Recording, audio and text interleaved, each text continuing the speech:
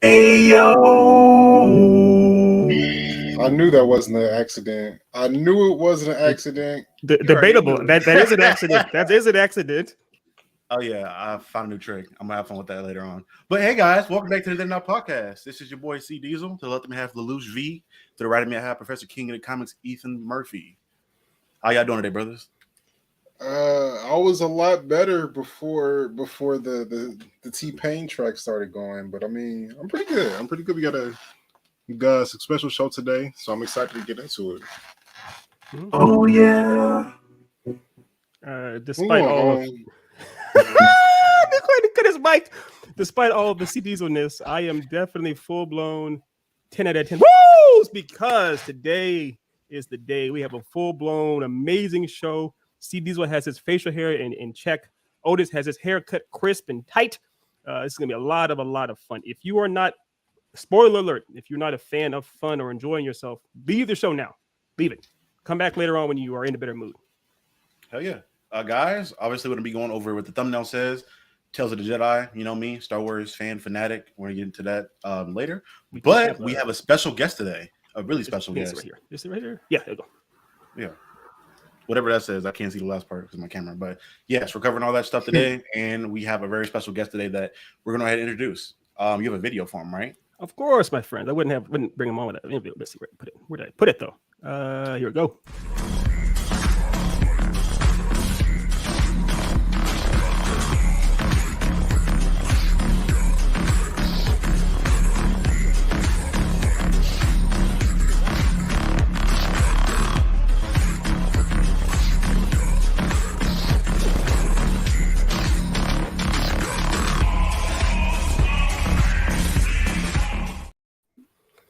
There he goes. That was good as fuck, boy. You getting good with the edits. Hold on, my boy. Yeah, what? That was to take that car hit, bro. Like, did you really like that wasn't edited? Like, you did that for real? Yeah. I didn't actually get hit by a car, but I made it look good, didn't I? It did. Damn. Thanks, man. Dude, that was a sick cut of my reel, bro. I need to get you on my next one. Thank you. I'm happy for you, Nightwing. Only the first one's free. That's how it works. That's right. Said the drug lord. But Cito, aka Andres, obviously, aka Nightwing. Welcome to the show, brother. It's amazing. It's fun. It's wonderful to have you on. Thank you so much for joining us. Yeah, thank you so much for having me, gents. It's a pleasure. Right on. So first things first, we have to, of course, address the overwhelming elephant in the room besides Charlie's voice modulator. Where did the nickname Nightwing come from, or why are you a fan of Nightwing? So yeah, you're the only one who calls me Nightwing, and it makes me so happy. Yeah, well, I mean, I love it. But actually, my nickname that most of my coworkers know me as is Cito, because it's a lot easier to say than Andres Alejandro Ponce for a lot of people. It's pretty. Yeah. It's a lot. So Cito for short, or Nightwing, as my wonderful brother Ethan calls me. But I love Nightwing. Nightwing, I found out about Nightwing through Teen Titans on the Time episode where Starfire goes back in time and everything is messed up. And all of a sudden, this giant hunk with long hair shows up. And then you find out it's Robin. And I'm like, oh, what? And then, of course, you go down the rabbit hole. You find out this character's been around for, a decade or two, and you find out everything you know. And I've always loved Batman. I think my first favorite superhero was Spider-Man, but then, you grow up, Christopher Nolan movies comes out, then Batman, But then once I found Nightwing, I was like, oh my God, he's Batman.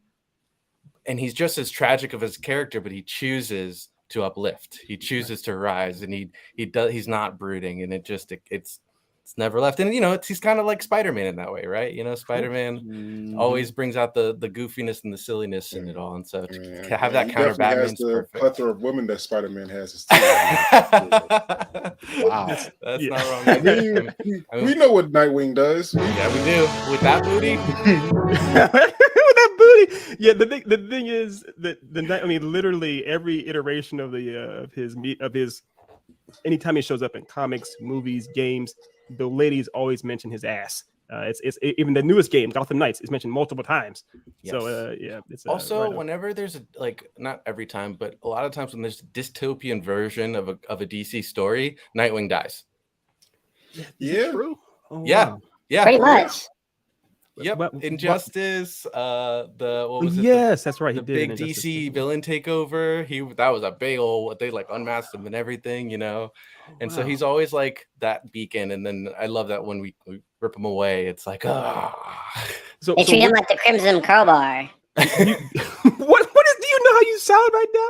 That voice. Helium. Of course. Do you have a theory on why that is, or why he's always removed from? I mean, it's they've done a lot of things too. Like they turned him into Rick Grayson, and that was a thing.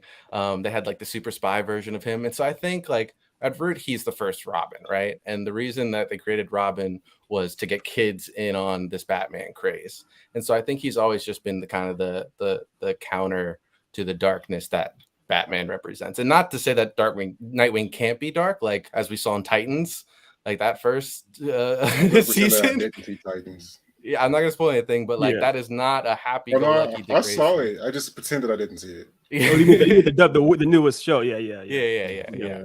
So It's not as bad as you think it would be. Like Titans Go, I hated it initially, and I actually watched a couple episodes. I'm like, it's not as serious, obviously, but it's not that bad. They do some No, things. He's talking about live action Titans. With, Warner Brothers. that was not bad Warner either. The Brothers. first Yeah, show yeah, was it's not pretty that bad. bad. It's I agree. pretty bad. It's pretty bad. that's okay. It's not for everybody. I loved it. I just loved also seeing a Dick Grayson that wasn't just smiley and showing his ass the whole time, and like actually felt for him in a way that I hadn't. So Remember? yeah, I think his best line in that entire series was "fuck Batman."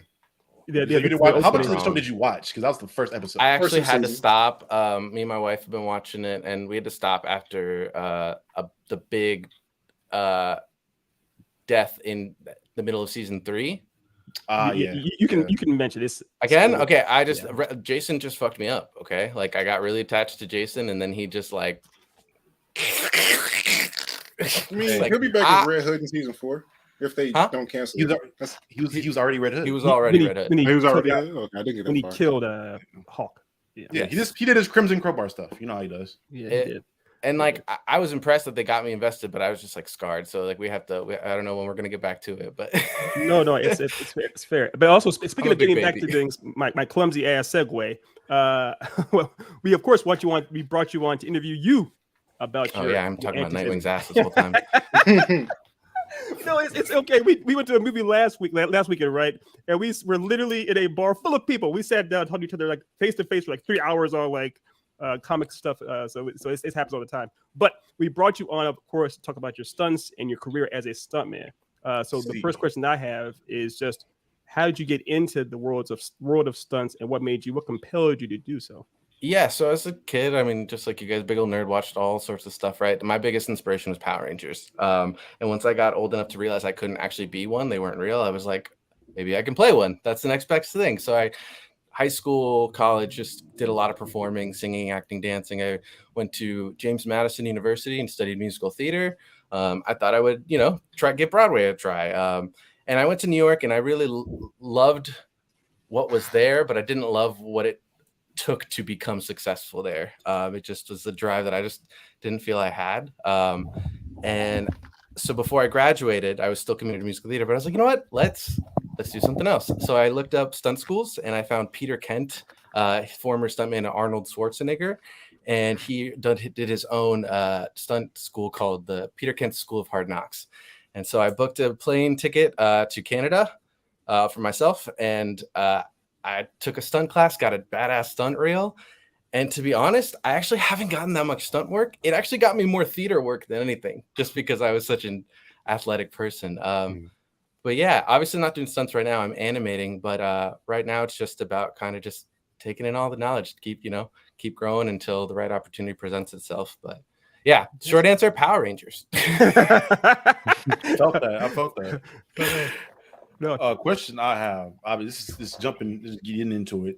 This is a question I've always thought about, and I always wanted to ask different stunt people as far as like the nightmare things that happen whenever you're on set. Because you'll hear about certain people getting caught on fire here, like if you know about the background behind like the movie The Crow and all the kind of crazy shit that happened with those stunt people. Yeah, What's like the worst thing that's happened to you, or like an innate fear you have when you're working?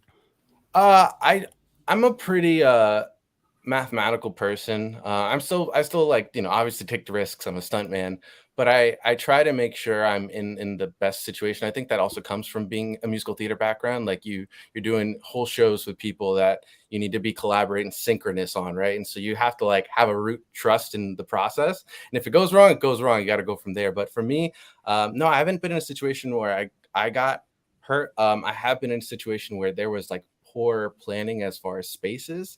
And I had a coworker who fell back and hit her head and on a wooden staircase.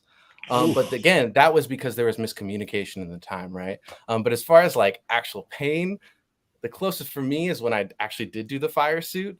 But even in that situation, I was walked through the safety procedures of that and told how I was going to be as safe as possible. You do the math in your head. You're like, is this worth it? And you go for it. And I, no first degree burns, just a little toasty. And for the next month, every time I thought about it, my whole skin just lit up for a little bit, but since you bring up the fire suit, we'll go ahead and show that footage here right quick. Well, you have it down. And that's Peter right there. Yeah. Right on. So right here, I guess, what are you wearing? Like a suit, or are you? What prevention methods are? So there's a layer of fabrics that are on me. So there's 3 layers of this fire retardant fabric that is actually what my hood is made out of right there. You see, and so there's 3 layers of that, and then on top of that is a leather jacket where they put the fire adhesion, right, where that fire is actually going to be. And wherever my skin is visible, they have a fire retardant goop that just all over, lathered. Like I basically look like a sweaty mess. And in fact, Peter had to stick his fingers in my nose hole so I could breathe. Wow. But yeah, they tell you hold your breath and you're all sealed up, and say fire. And then flame on. Yeah. And you just see in the footage of the actual shoot, you'll hear Peter going, walk to me, walk to me, walk to me. Because my eyes are closed. I'm not even breathing. I'm just, oh my God.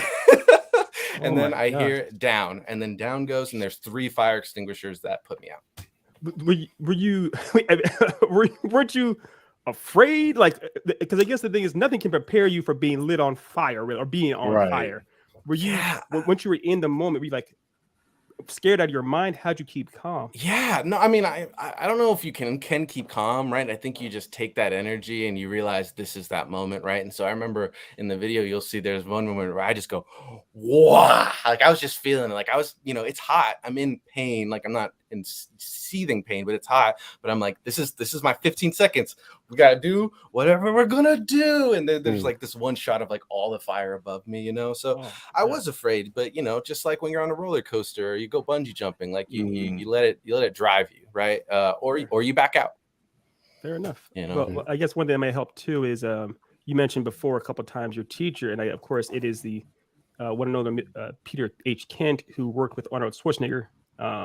What was it like working with him? He was awesome, man. He's actually a politician in Canada as well. He's a busy man.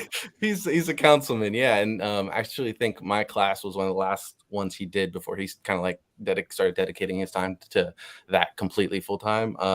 But he's really cool. He was really supportive, and he loved that I was the only POC in the group, and B, I was the only American because everyone else was from Canada. And he just like kind of was just like, you're mine. Come here. Like, I guess that probably partially answers my question of how'd you find your first role doing stunt things? So I actually haven't been like cast in a movie or a TV show for stunt work, but my stunt reel got me a lot of footage and visibility from theaters, more particularly children's theaters, because if anyone loved to see a guy who's smiley doing flips, it's kids. And so I actually did that for a pretty sizable chunk of time. So I actually really don't have that much actual stunt work. I'm just a stunt man who acts and animates. You hear that, everyone? If you're in search or in need of a stunt man, we have the greatest one of all time right here. I also like how basically, in a sense, you were the Robin, aka Nightwing, to Peter Kent's Batman of sorts. You were his chosen protege, so to speak. So that's pretty dope. I bet he'd love to hear that. Yeah. So all that being said, a question I want to have then, what is your dream role, I guess, as a stuntman? Like what character or person would you want to be a stuntman for? I mean, the big one's obvious, right? Right, got it. But as a stuntman,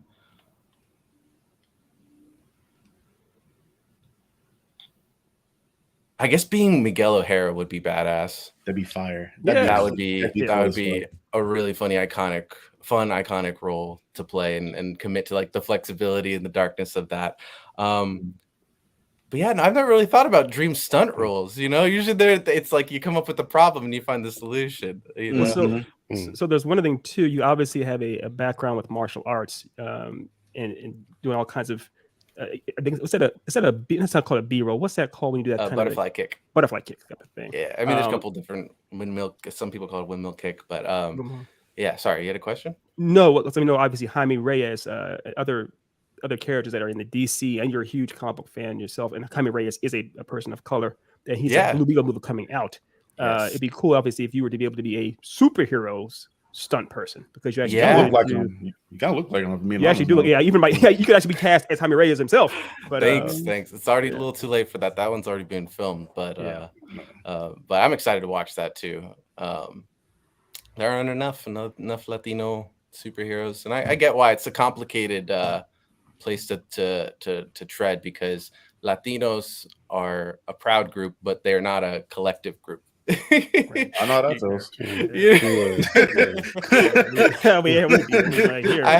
I have family members who couldn't even watch Moana because we're from Puerto Rico and they didn't even want to see any other islands. Like, oh my gosh, really? Wow, it's written by Lin-Manuel. He's Puerto Rican. Like, right? Come on. And isn't that in Hawaii though too? It's Hawaii, right? Hawaii. It's in South Asia. It's the Samoan Islands. Yeah. Okay, I couldn't remember where it was that. Okay, but they were not feeling it because it wasn't specifically Puerto Rico. You're just like, it's fine, you know. Jeez, I don't know how we got to that tangent. My bad. That's what we do. That's our specialty. Yeah, we exactly. That's our brand is a tangent. A couple times you mentioned that you do animation. Do you have any work that you've done animation on, or that you're working on? It's actually a very recent venture I've been going about during COVID. Obviously, there's not a lot of performance work, so me and a friend, we learned how to stream and edit, and I taught myself Premiere Pro, and that enabled me to get tiny cute little reel, like little motion stuff, and that kind of like the stunt reel. A lot of theaters needed video editing work because they had all these plays they wanted to turn into film. So I did that, got a more extensive reel, and long story short, through a couple connections and the right timing, I got a job as a freelance at first, but now I'm a junior motion designer at Stampede Studios. And I do have a lot of stuff. It's just we're so busy that I can't really stop and put it together. But I got to work on a lot of cool stuff recently. I learned how to do an infinite zoom. And like loop it together. But yeah, that's still a little new. So I'm waiting until I kind of like really have the things that I put my all into and cleanly put it all together. Yeah, that's awesome. Congratulations on actually getting a job doing that. That's not an easy thing. I feel like it wasn't. I mean, it was tricky, and it definitely was an adaptation because I've been freelance actor my whole life, like hopping from job to job, and then all of a sudden it was 9 to 6. Yeah.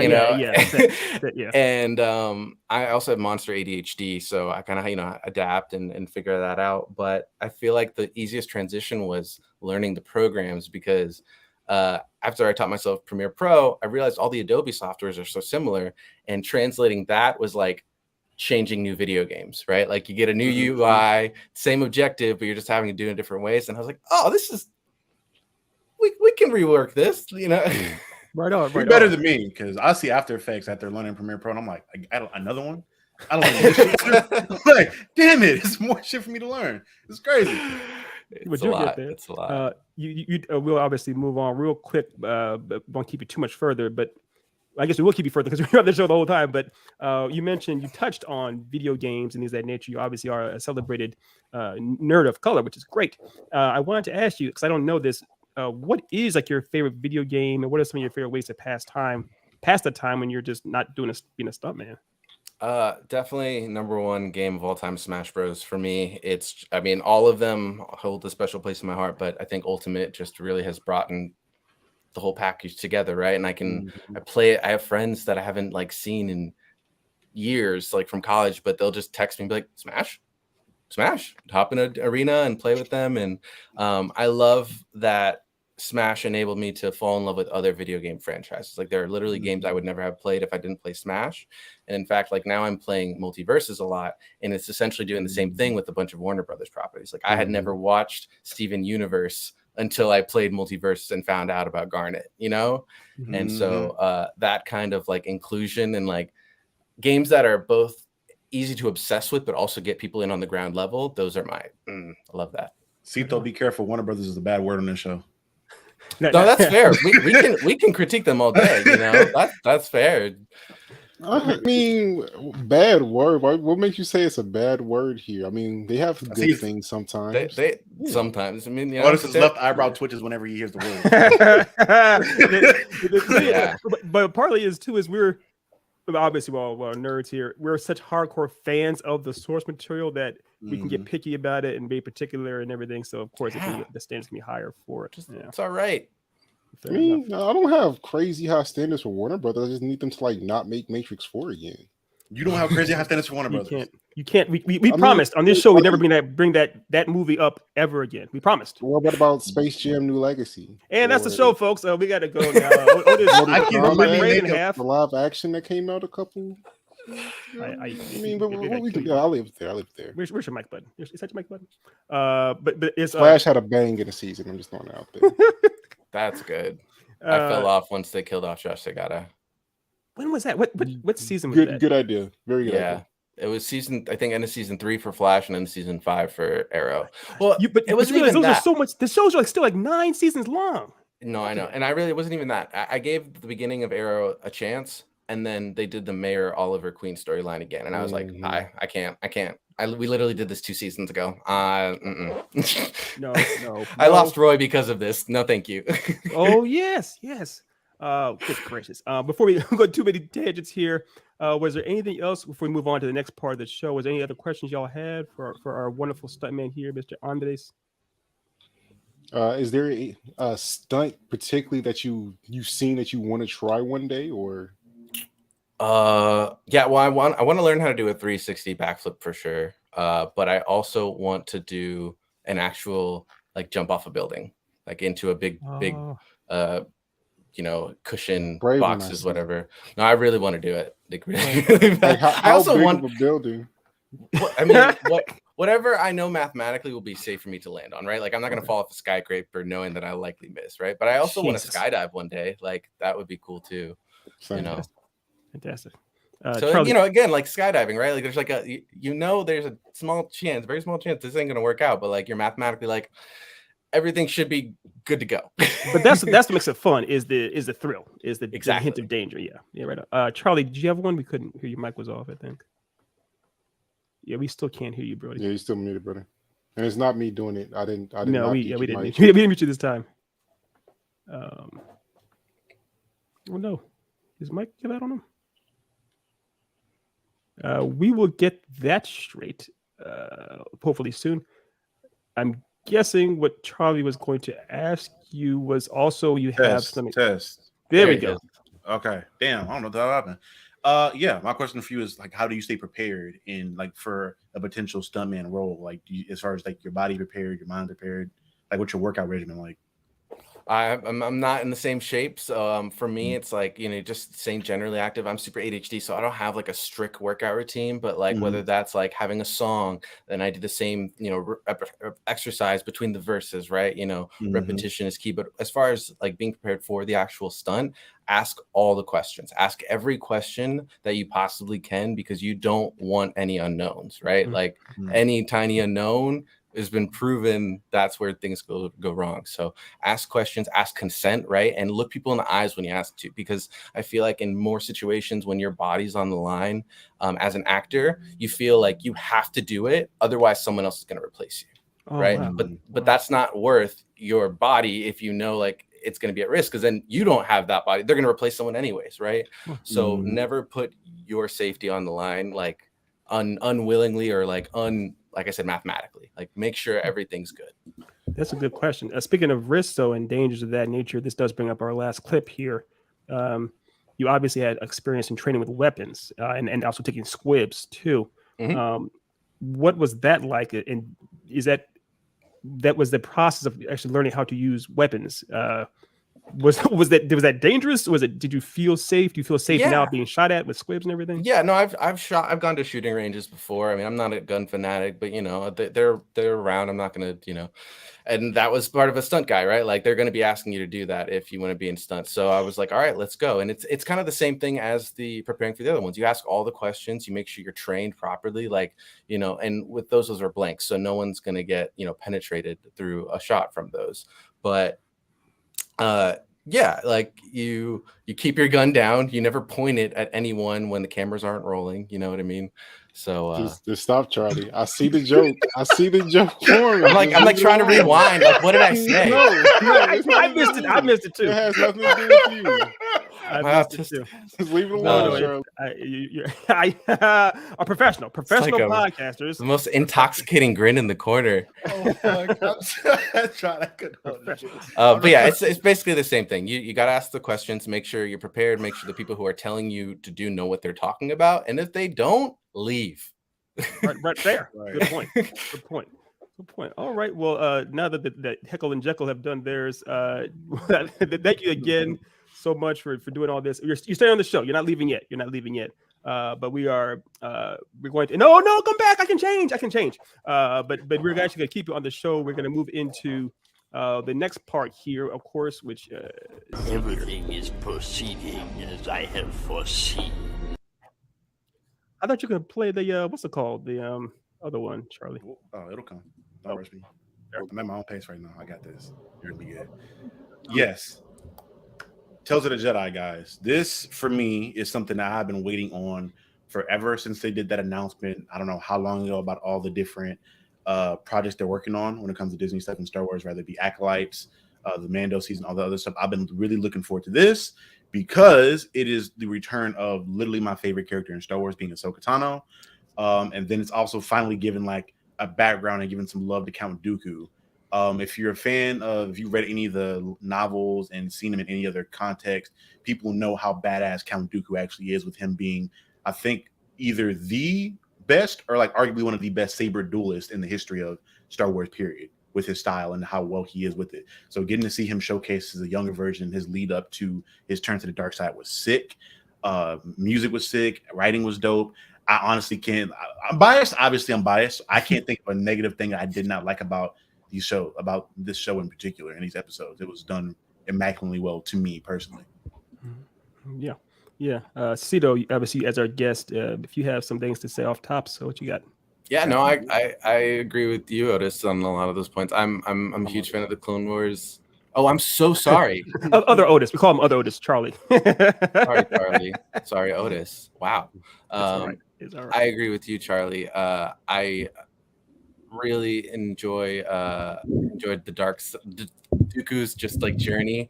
I didn't read any of the lore on him per se, but it was nice to see that he wasn't just a mustache twirling guy. Like you saw why he turned to the dark side, why he didn't trust the Jedi Order. Yeah, it was nice filling in those gaps. I really enjoyed it. All right, Charlie number one, or aka Otis number one. What do you think, Brody? I thought it was pretty solid. I enjoyed seeing some of the backstory, to Dooku. I didn't necessarily need the baby Ahsoka episode. I mean, it wasn't a bad episode in any right. It just was information that I didn't necessarily wasn't craving. Yeah. But seeing Dooku versus fake Yoda was pretty solid in that. Yaddle. Put some respect on Yaddle's name. All right. Easy. Fake Yoda. You're not gonna do this. She has a You're not gonna do name. this. She has a Christian name. Fake Yoda. He doesn't know, guys. He's Yoda. He doesn't know. Fake Yoda. I enjoyed it. I didn't love the pacing some of the times. It felt like slow, even sometimes in 15-minute episodes. I don't know how they pulled that off. Overall, I definitely enjoyed the series. I hope they do more of that content, just because it's so adjacent to the Clone Wars, and I feel that Clone Wars is the best piece of content that Star Wars has ever made. So I'm hoping that we get to see a little bit more, get to see more backstory on those characters that we've grown to be familiar with and love. Right, preach. Yeah, I'm a good friend of Otis. I would die for him. I would take a bat to the face twice for him. But he's thoroughly wrong. It's fantastic. I loved it. It was great. Yes, the first story with spoiler alert featuring baby Ahsoka wasn't the most obviously overwhelming engaging thing, but It it was was just slow. cool. It was slow, but it was still just kind of cool to see where she came from, that she had a family, and because I've never, to my knowledge, I'm a little bit of a Star Wars casual, I guess, but I'd never seen her parents before, and I don't remember talking about her parents as much. So it was just kind of cool to see her. Yeah, I'm sure they showed them before, talked about before, but I hadn't seen them that much. But it was cool just to see where she came from, her village that she came from. She came from very, very humble beginnings, which actually makes sense for her character. I also did enjoy seeing. You're seeing two parallel stories. You're seeing the story of how Dooku fell away from the light, and you're seeing how Ahsoka came to it in lots of ways, and also what she had to deal with when she got there and everything else too. But you're seeing two people who actually is called Tales of the Jedi, and neither of them, as we know them, are Jedi now. So it's kind of interesting and ironic. But I thought it was very well. I think Cito, you said before at one time, as far as how it does highlight the hypocrisy of the Force or of the Jedi Council. It also shows just how tumultuous the world actually is. If you're trying to be on the light side, it's almost like you're doing yourself harm. You can't be that simple. So I enjoyed it for so many reasons because of that. It was dope, man. Again, put some respect on Yaddle. Hey, that's all Otis up there. He didn't really fake Yoda. He ain't got the juice like that. He ain't got the juice, Nick. Do like things like have sex with women. You said what? What? What did you say? You said something harsh and severe. I thought he said cow takes a woman. I was like, what the No, I didn't say that. Council of women, which is not bad, I guess. Okay. Whatever. Anyway, moving forward, Yaddle's dope. They're doing, again, Filoni and Favreau doing their thing again in regards to bringing a lot of information from the novels a lot back. Like these episodes pretty much like almost mirror Ahsoka's. If you read her novel at all, it kind of mirrors a lot of that. They kind of did some things differently. Like in the novel, she wasn't actually at the funeral of Padme. They kind of changed that up a little bit, which that's fine to me. It's not a major plot point. Action was fire. I'm kind of sad they killed the sixth brother off that fast. I mean, the fight was dope, and it did a good job of like showcasing how skillful Ahsoka is. I don't think sometimes they get to showcase how actually good she is because she's an amazing fighter and showcase that she's not a Jedi. But that was like, oh my gosh, she said that was savage. That was savage. She murked that. But she's dope though. I can't wait for her show. Plus I love Rosario Dawson. She's like my nerd woman crush. I love to see her and stuff, and I think she fits that character perfectly. And I can't wait to see what they do with her. They still to this day, I don't think I've finished the novel. I don't think they show her actual death or like people know when she dies. It's probably in the novel. I don't want to know when she dies. Don't tell me that. I want to know when she dies. But it's a while. Yeah, I have no desire to see that. But the thing was that you mentioned the sixth brother. There's a part in Rebels, which I know Cito is a big fan of that. I was a big fan of that. There's a part where in Rebels where Ahsoka is barehanded, and I can't remember what number the sister comes at her with her lightsaber, and she grabs it and it takes it out of her hand. So kind of it shows that she actually, I'm not sure when exactly Ahsoka learned that, but clearly that's one of her go-to moves. She knows how to do that with actually having, she can grab a lightsaber in mid-hair kind of essentially. So it's really cool that they actually did that. Another thing too, of course, my favorite part of all parts is the episode where she's training with Anakin and I guess all the clone troopers about how to deflect or see the stun blasters, the blasters essentially. And the whole point of that is that it leads up to the part at the end of the Clone Wars episodes we saw last, that kind of that film in a way where she has to survive an entire squadron of troopers for I don't know how long. And that it shows how she learned how to do that over the years. Doing that. And then ending that episode with that little clip, you're just like, Favreau and Filoni they had to plan that out for a minute because that was perfectly interwoven right there. I really feel like so deep diving into that episode, I feel like at that point in time, Anakin kind of knew that he was going along the path towards Palpatine, and he was just training her so she could survive that moment. That's kind of my guess on that. What do you think about that, Charlie? That's just not correct. He's like a girl? No. I mean, I can see where you got that from, but like, may I? Because Anakin's one of my characters on our like late thing later. This episode like justified that so much for me because like and that's why it was so annoying at the beginning when he wasn't impressed with Ahsoka. You're like, what's going on with you, bro? Like, what's wrong with you? Why are you being a dick? And then you realize like, oh no, he was Ahsoka, and everything he did, it wasn't good enough for him. So it's also not going to be good enough for her. And like at first I was like, that's fucked up. And then I was like, oh God, he's making her better.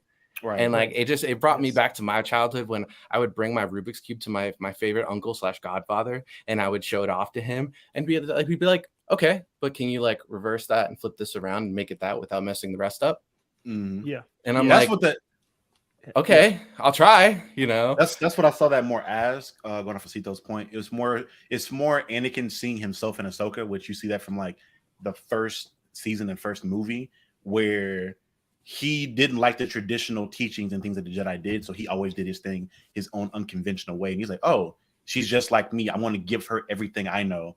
And you see that in different episodes of the Clone Wars, and where like other Padawans will be doing things with Ahsoka, and she'll do something weird that they're not used to. And they're like, "Who the fuck taught you that?" Oh, my master. He's this is what we do. This is what we do all the time. Right, and in a sense, going to that's true. That's why she survived. And going into the comment as far as actually having stories that aren't just about Jedi, but different types of stories is a really good point.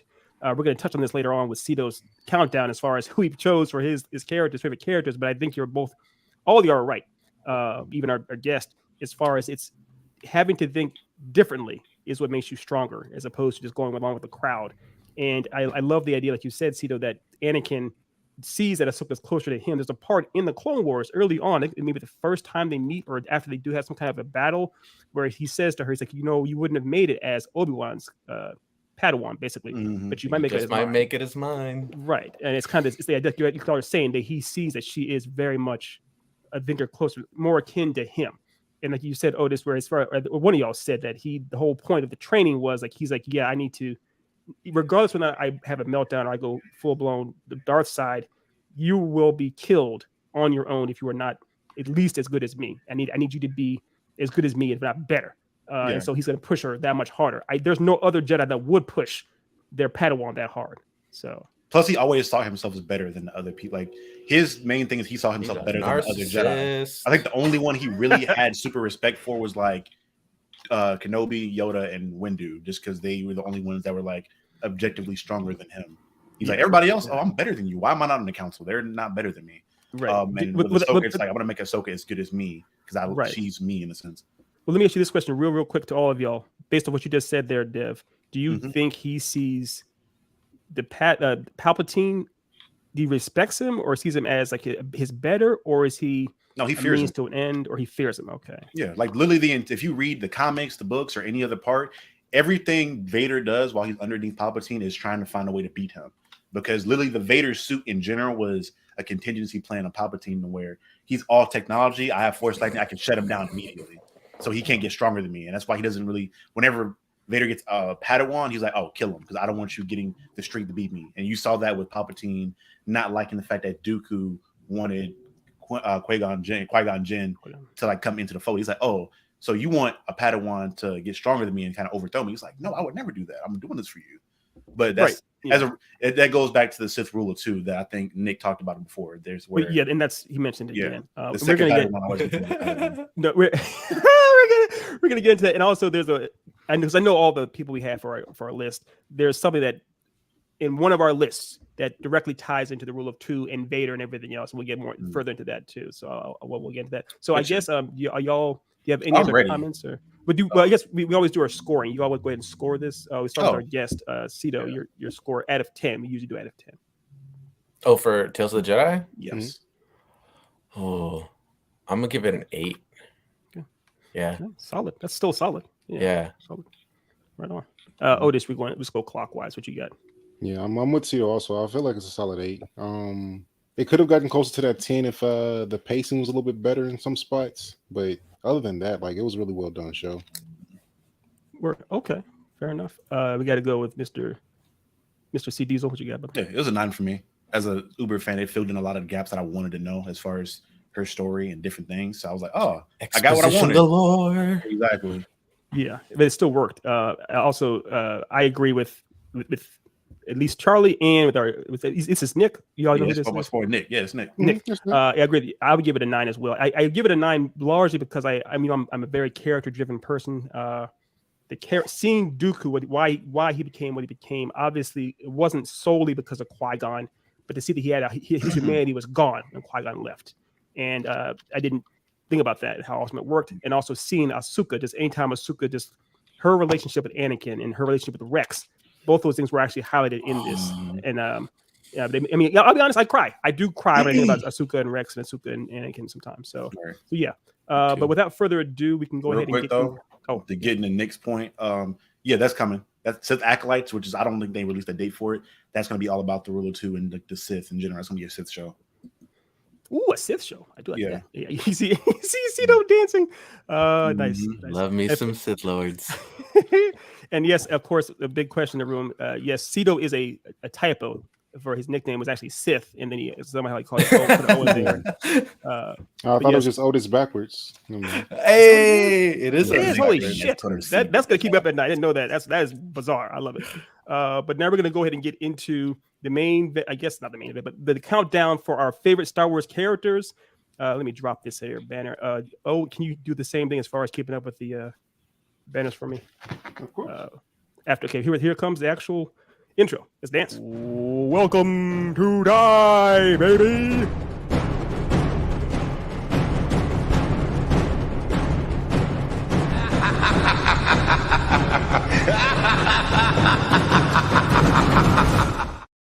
Yes, right. You thought that you could take out the original blur down that had that explicit nonsense at the end with that girl getting moist. I put it in there, and I put a laugh. I'd be laughing at you for taking it out of there. You can't censor me. Fuck, her getting moist is disgusting. That's nasty. All kinds of nasty. I am single, by the way. Oh, you're gross. So getting into our countdown for the blur down. For those who haven't been here before, for those who may not know, this is where we actually have all of us, including our guest, we've come up with a list of our favorite characters for Star Wars, and we're going to count down from our not least favorite, but from from 4 all the way up to our number 1s. Now, keep in mind that we know there's all kinds of characters in the world of Star Wars. We're not saying that characters that are on this list are bad. These are just our particular favorites, and also trying to keep things a little varied. Some of us may have characters in there just to kind of shine a light on people that may not be mentioned that we still do like. All right, so there is no wrong answer here. It's a safe place. You are welcome to chime in with your favorites as well. Except for Jar Jar. Just kidding. No. No, It's okay. It's okay. Jar Jar's fine. It's not okay. That's now I'm sad. I was rock hard, and now I am flaccid. I don't know what. But okay. So the way we do this, we have a guest on here, regardless whether they mention Jar Jar Binks, they get to go first. So Cedo, before we do that though, real quick, Otis, if you could please. No, not that. Where did I put it? Oh yes, Otis, if you could please ask me if we are going to ask me if we are going to try to have a good time. Are we going to try to have a good time? Do or do not. There is no try. Now that was not worth it. The setup. The setup took a long time, but I still did it. I could not do it after all the time for that damn movie. So I had to have commitment.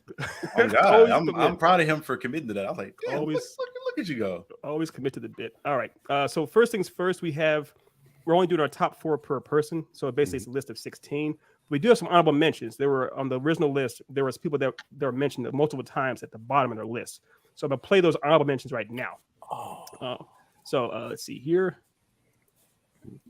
Click it out. And it's the honorable mentions. So Otis, if you go down to the bottom or at the you got okay, cool. It's too late to switch, right? Just kidding. It's never too late. All right, first honorable mention is of course Mace Windu. And this scene, this scene made me a big fan, honestly. Even more so than Sam Jackson actually playing him in person. Seeing him do this, oh my goodness. Mm-hmm. My man, we always talk about throwing hands. He throws hands in every possible sense there. And he takes down an entire army and a flying army type of thing by himself, barehanded. That happened. So For me, my love for him kind of stemmed from like he's probably like the first version of Grey Jedi that kind of I've known about as far as Star Wars goes. Dude literally invented his own saber style where he implements the dark side into his fighting style. Just for him. Oh yeah, because he's lit like that. Dude's literally his gem for his lightsaber is like a gem from an actual sentient group of gem people that he got from them, and like literally he's just like different in all aspects of the word different. And Buddy called Anakin from the start. He's like, that nigga ain't right. Something about him ain't right. Which is why I think Yoda wanted Anakin to like everybody's trying to get Anakin to go underneath Mace because he's like, oh, you just teach me your fighting style. He's like, he can't handle this because if he does my fighting, so he can try and stab me in the back. Nothing. Yeah, he's gonna turn to the dark side quick. Yeah, they get even harder and darker. But I didn't know. That's why his saber is purple. I didn't know that. It's just like tripped out and like gold and everything. Like he's that dude. He's that pimp. Literally, I think he's the strongest in that era. Like he's right underneath Yoda. If not, he can probably go toe to toe with him because he can influence the dark side and use that extent. Which Buddy like beat Palpatine in a fair fight, beat Palpatine in a drawdown fight, which not many people can say they did at all. True, and that's how broken.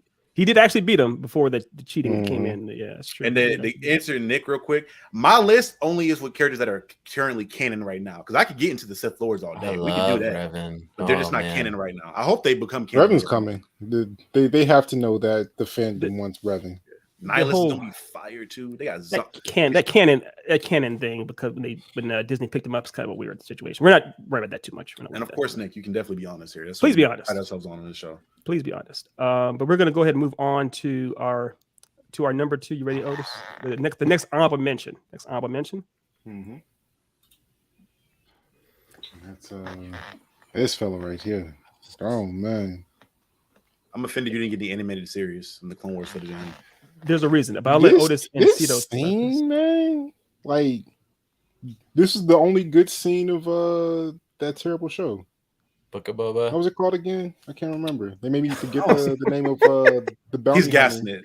He's gassing it hard with matches too. But that's why I brought it up. Is because that was literally it was such an amazing scene that there were reaction videos just to him appearing in that show, and people. It was before he's only, like you said, Charlie wanted to see him in this Clone Wars. He's only been in the Clone Wars before this live action series. But the fans of the Clone Wars, when they just saw a shadowy figure from the distance walking, you see so many fans geeking like, oh my gosh, is that him? People were so salivating at the possibility that it was him. That's how recognizable, that's how iconic he already is. His silhouette from a mile away on the horizon, people were losing their minds over it. It's the hat, man. Hat game strong. It's of course he's a real life space cowboy, and you gotta love it, man. Fun story. Literally, the night that episode dropped, I get a call from Ethan. He's like, "Hey, bro, you watch it yet?" Because we were kind of updating each other whenever Star Wars stuff comes out. I'm like, "Nah, not yet, G. What's up?" And he's like highly excited for whatever reason. I'm like, "All right, nigga, chill out, calm down. It's not that." then you watched it. The second that episode ended, I called him and Gus for like 40 minutes. I'm like, "What the fuck?" Hey, he's here. Oh my god, blah blah blah blah. Yeah, dude, that was an amazing moment for Star Wars fans.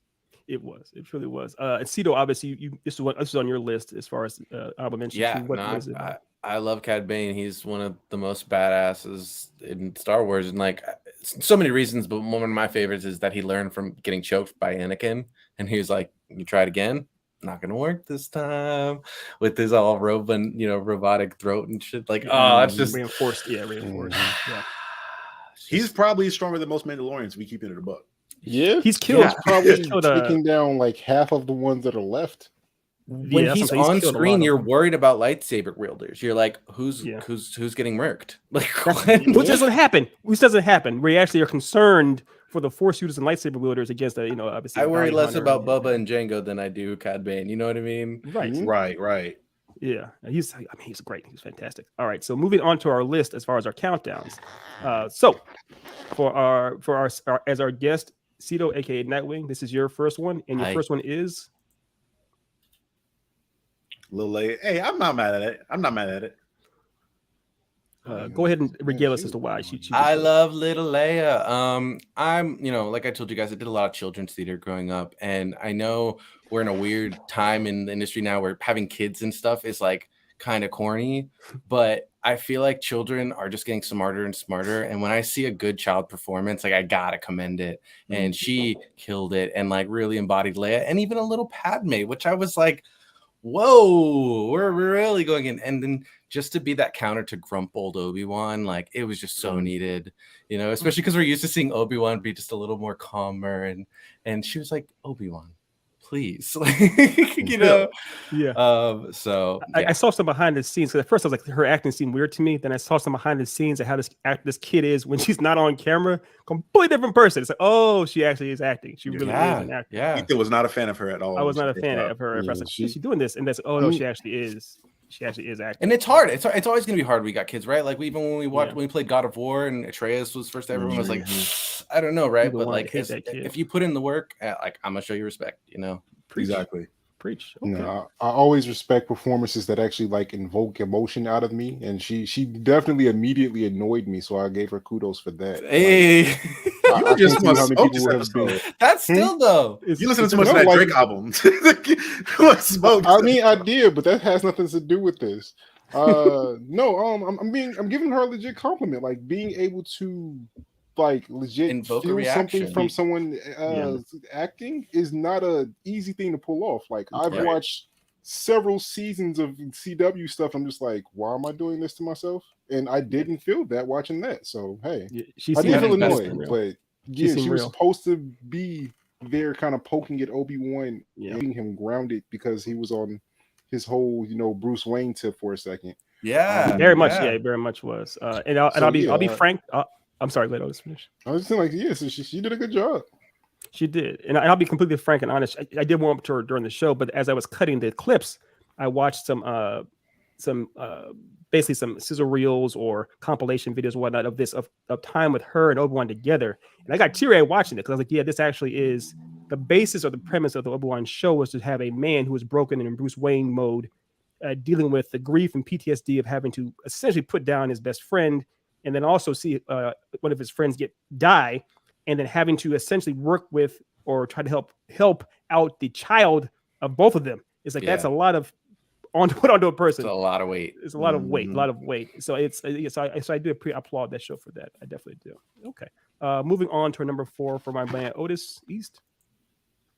Yeah. So going right to what Nick was saying before. I mean, Darth Maul is actually the first character that like really made me like Star Wars, right? Because like, I mean, I had seen the original trilogy because my dad was a super huge fan of Star Wars, and I was like, yeah, some cool stuff, like I like space stuff, but I wasn't like in love with those movies. Seeing Darth Maul fight Obi-Wan and Qui-Gon in that last scene in Phantom Menace, oh my god.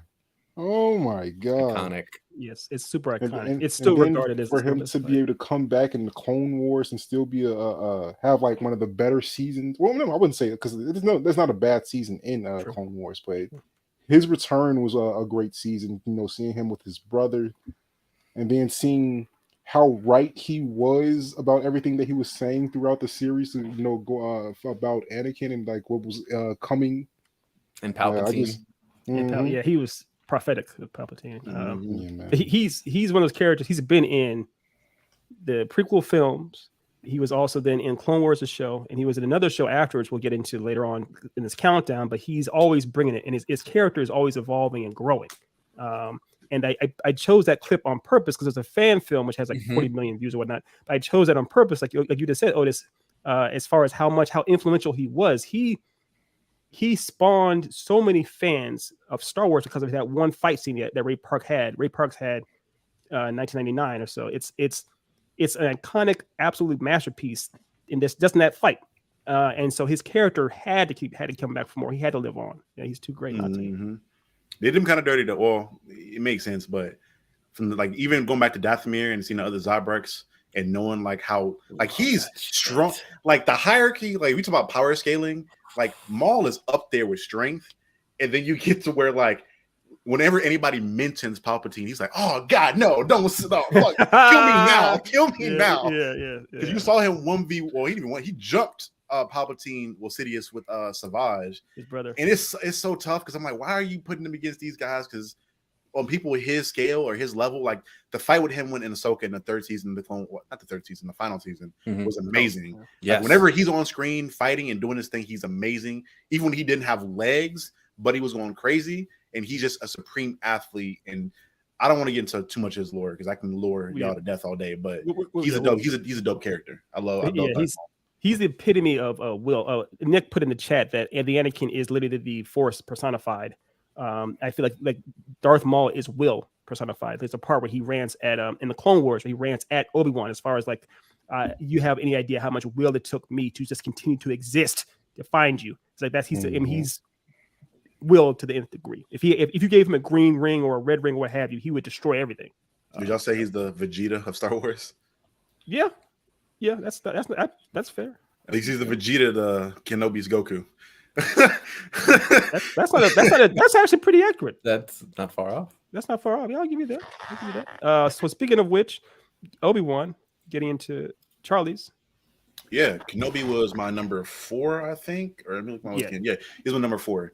Buddy, again, first and foremost, I'm always impressed by like the skill of these guys, and he literally he's the definition of defense wins games. Like his defense is impenetrable, essentially. Like nobody can really get through his guard. And again, Maul being as strong as Maul is, even when he's super old, he literally kills Maul at what, 3 strikes, I think. Or I think it's because he blocks one. Yeah, I think he blocks 2 strikes. Yeah, and that's with him. Like again, dude is. I love him when it comes to his fighting as well. But another big thing for him is like his personality to me. Whether it's Ewan McGregor's performance or even just him in the Clone Wars, this like sense of like that snappy, sarcastic humor we get from like RDJ in the Marvel stuff. But then he's also like really soft spoken. He's a very interesting character, and I can't wait to see more from him. I really want to see more young Kenobi and seeing his interaction with the Queen from Mandalore and all that stuff when he was her bodyguard and stuff. That'd be cool to see. And how that kind of, I guess if you want to get into a love story, that'd be nice too. But I'd love to see more of that. Just more of him and Qui-Gon's early upbringing. That Mandalore arc fucked me up. Oh my god! If they did a season 2 of Obi-Wan, it could get further into. Well, I guess that's all this stuff happened in the past. Though, yeah, he's hella young. Like he's, I think, like 18, 19. I think when that happens or something like that. Maybe younger. Yeah, I would love it to happen, but we just couldn't have Ewan McGregor like be there for most of the stuff. It'd be like a flashback type. It'd be all flashback. Like I wouldn't mind him like narrating the whole event. That'd be cool too, I guess. He'd be a good narrator. He has a good narrator voice. So fair enough. Okay. Getting into last and least, my number 4, not the character, but me. Little Grogu, baby Grogu. That is his actual. We call it the streets, and out in the streets they call him Baby Yoda. I call him his mama named him Grogu. Look at him. He's a G. They rolled out fake Yoda, Baby Yoda. We gonna get enough Yoda. I'm guessing. It's coming. That's Otis alone. That's not me. He just doesn't know how strong Yaddle is for real. But Yaddle's great. I love Yaddle's broken as hell. I'm kind of sitting here for lights up color, but it's okay. Literally, Yaddle is broken now. We saw that happen. And where's this mic? Go ahead and there. He's back here. Right, so Grogu. The topic at hand, Grogu, is the greatest. I don't know that Disney Plus would be what it is today as like a channel or a streaming service if he hadn't been on Mandalorian. I'm not trying to hyperbolize. No. I'm saying like he was that influential to that channel, to that show, to everything. Everyone and their mama knew Baby Yoda essentially, and I give him credit for actually hiding it. Where Disney in Star Wars Lucasfilm didn't reveal his existence at all. No one knew about him until you watch that episode until the very end. Like, what the hell? So but it works great. He's an amazing addition. The way they have, he's largely an actual physical special effect, a prop. He's not CGI, which actually only adds to his character and his charm. So and he has a personality too. I mean, he's a little devil sometimes. He'll eat living creatures that he shouldn't eat. He'll give Luke a hard time. He's a great little dude, man. So I love. You got to give Grogu some credit. He's a 50-year-old, 3-year-old. He's literally a 50-year-old. Is he supposed to be? He's like 100, I thought. Or he's he's like 50. He's 50. But is his compared in human years? Is he 3 or what? He's like a 3. He's like 4 maybe. He says 4. Something like that. Like he has to be like it's gonna be like 100 to 200 before he's like speaking and stuff. That's wild. So in that case, then, if you think about it, Mando, odds are will not live to hear him speak. Yeah, won't hear him speak. Mando, he's like, well, he may be. We don't have. There's like no information on Yoda species. Right. Like literally, the only known people that are canon of that species are Yoda and Yaddle. Yeah. And Yaddle, you only really saw her from the movie for a little bit. And she didn't really say anything. And now you see her in the Clone Wars, but now she's dead. I'm like, so it's just Grogu and Yoda now. Well, Yoda's gone now, so hopefully we'll find more information about it. It's gonna like blow the internet up from Star Wars fans. Of course, obviously it will. One thing I gotta mention too. Was it you that told me this? No, I somewhere heard it before. It's like you gotta remember. It's fun about Yaddle and Yoda is how Yaddle does not speak the same way that Yoda does, which means either he has severe brain damage or he hit a weird dialect in the South. He's like 1,000 years old. Is probably why he's old as hell. Just trying to troll everybody, right? He's trolling Mace Windu on the regular. But yeah, I gotta love it. Okay, moving on. Yes, I love Darth Maul. I wanted to talk about the specific Rebels era. I guess you could also include the Clone Wars. I wanted to bring up Sam Witwer, who brought Darth Maul's to literally insane heights when he debuted in Clone Wars. But by the time he was in Rebels, man, I was obsessed with how just vengeful, but also like sinister, like Slytherin, like he wasn't unhinged anymore. He was scheming in the way he was manipulating Ezra, and then just to get that one episode where there was like at least a dozen lightsabers on screen, like just like it was like 4 Sith Lords, but I don't want to go over all the same points, but Darth Maul is just such an iconic and fun to watch character, and I love Sam Witwer's performance of it, and I'm really proud of him for sustaining it and staying on it for Solo and the games. Yeah, no, I completely agree. Witwer brought took him to a new level because, like I said, Ray Park was a great stuntman because he was Ray Park made him fucking amazing. He made him amazing, but he was physical. It was all the physical. Sam Witwer had to bring a whole new level to the character as far as emotionally, and we got invested in Darth Maul from the Clone Wars animated series, not from the movie. And a lot of people were like annoyed that he came back to life, which like I get it, but like it's been worth it. Right. Yeah. I honestly wasn't a huge fan of Maul until the Clone Wars when Whitwer just gave him so much personality and like developed that character. Shout out to him. He's like a Star Wars GOAT. I want to at some point. We're talking about him later too. I need a Star Killer series with him. That, which has been talked about. But you need to watch. There was a what they call a Schmodown, which is like a movie trivia kind of battle. It had one just for Star Wars, and it was him versus it was like a lightning round essentially. It's him versus some other experts in Star Wars, and they had like 50 questions essentially. And Sam Witwer was just rattling answers off, and you couldn't barely keep up with him. How fast he was able to rattle them off. He's super duper. He's a nerd. He's a hardcore nerd of Star Wars. I also loved him in Agents of S.H.I.E.L.D. He was dope in that while he was still around. That was dope. What about him as Dark Side? Oh no, Doomsday in Smallville. Are you repping that? Oh my god, yeah, he was. He was. Doomsday shows up in Smallville. It's like the later seasons. Oh wow, okay. It was I gotta rewatch that show again. I don't remember how good it was, so I gotta go off Otis for now because I haven't rewatched that show in years. I'm sure he's in makeup and stuff though. Have a drink or two. They basically made Doomsday into a werewolf. Yeah. Essentially, how they personified him in that series, and that happened. That happened. I don't want to see that. It was decent for me. I mean, at least I watched it when I was younger, so I'm skewed in how I see it. Fair, of course. Speaking of skewed, it's Otis's turn. Segue. Going into the actual original version, you know what I'm saying? The real guy Yoda, the archetype for features in most content following Star Wars.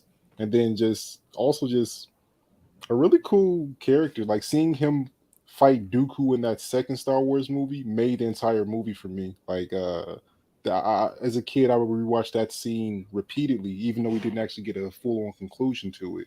Mm-hmm. But seeing some of the nuggets that he dropped throughout the series, are some things that I kind of live by. Like do or do not, there is no try. That is something that kind of repeats to myself almost daily.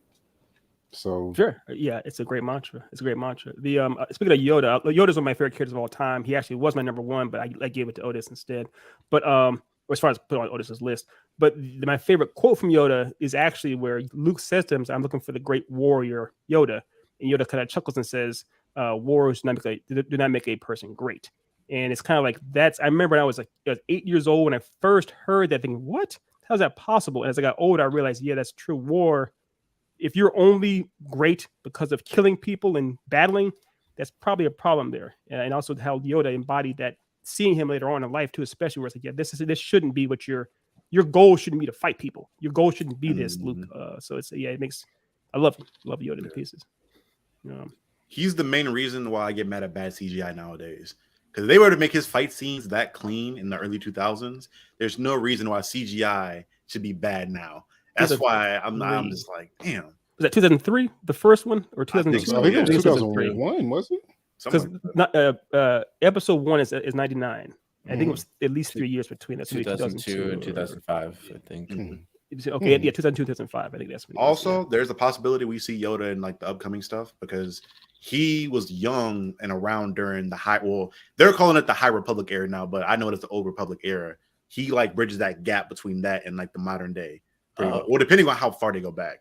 The Old Republic stuff, maybe not so much. That was like 1,000 years. Right. I think he's like 1,000 in that, like in the prequel trilogy. He's like 1,000 years old.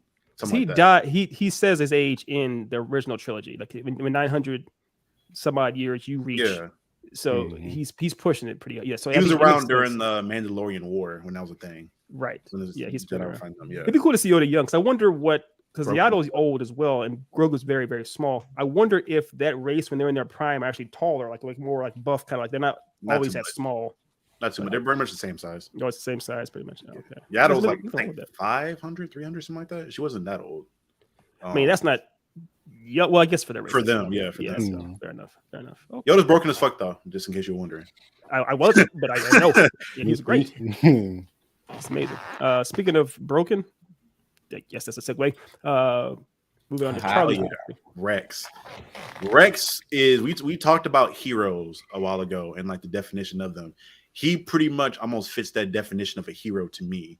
And for me, when we talked about in my templates were as far as you doing things altruistically, you sacrificing your wants for the betterment and protection of other people. He personifies that throughout the entirety of the Clone Wars, where he's just so selfish and altruistic and wanting to help his brothers and other people of the galaxy, and even Ahsoka to an extent. Dude is just one of the greatest people to ever exist, animated wise, to me. Like I love to hang out with Rex to some extent. It'd be dope as fuck. Yeah, I'll be another bit of candor here, not to cut Charlie off. He'll be the best drinking buddy. By the way, I fucked up when I told you about the name. It's Captain. He's a captain, not a commander. Commander Cody's a commander. He's a captain. So Rex is. You got promoted to commander about that. I could have sworn Obi-Wan says at the very end, but like for the entire CP, everybody knows him as Captain Rex. Like even. Well, I'm giving him his credit. I'm giving him his flowers. That's right. He made commander. You get commander. Commander role. I had to double check that. Let me make sure. Yeah. Go ahead. I'll double check that. Just make sure. No. I mean, he's obviously, as Cito said, he'd be an amazing drinking buddy. But Rex, like as I was cutting the videos for Rex and everything too, there was another one I saw of Rex. His life is a tragic. He's a tragic soldier. He does everything he can for the betterment of, like you said, of humanity, of people. He actually is. There's a time when Ahsoka actually says in plain English that he is her best friend. So we all love Ahsoka to pieces. This is a person she deems her best friend. That should tell you something too. And I love there's a part also when the Order 66 is activated, he's one of the few clones that's actually trying to fight it. He's trying. He's not actually just giving it that fast. That should tell you how much how strong his will is too. He's able to fight it long enough to talk before activating and killing off, trying to shoot Ahsoka. So he became a commander during that final battle. So yeah, he earned it then. He earned that. Yeah. He earned the stripes. See, Rex is great, man. Rex is a G. He's a real G. Okay, and moving on to my number 3. He's obviously another icon. We can't talk about Star Wars without mentioning at least Han Solo. I do feel like the most iconic character in the original Star Wars trilogy was Vader. I don't think that the Star Wars films to this day would exist without Vader. However, without Han Solo, it'd be almost hollow. You need that balance. You need someone that's got the levity. You need someone that's got the more humanity that comes around. I mean, Luke was a kind of just a minor. Leia's cool, but she's not around for most of the movie in the first episode 4. You need Han's personality to really make things work. He carries that movie out the ways. So say what you want about Star Wars, the prequels, the Clone Wars series, whatever. Without Han Solo, I don't know if any of this stuff would still be around. Agreed. Which is part of the reason why I think the newer trilogy flopped, because they killed him off like immediately for some reason. Like, why would you do Spoiler that? alert. He didn't want to be there, probably. I'm sure Probably. Yeah. Yeah, But, he's dope though. He's dope. He's a G. He's definitely a G. And he has some of the most iconic lines in Star Wars, and that would likely not be there without Harrison Ford himself. 100%, 100%. And what's the dude's And he name? for sure y'all? shot first. Han shot Yeah, first. yeah, he shot, of course. But what's the Duh. dude's name who made Cowboy Bebop? I can't pull it for some reason right now. Can't remember. brain But fart. what about him? No, but I know he's mentioned before how Cowboy Bebop and Spike were both Spike, influenced yeah. by Oh yeah, Han Solo. He's there's Unbreaker so fan. many like Han clones throughout multiple forms of different types of media. It's Mhm. crazy. Even in Star Wars. Even- yeah, they try in Star Wars. They try even in Star Wars. Yeah. So right on. Okay. Moving on. Now this is actually a fun one right here. Moving on to our number 2 for my boy Cito. Galen Merrick himself, Hey. Star Killer, another Sam Witwer wonderful performance. Yes.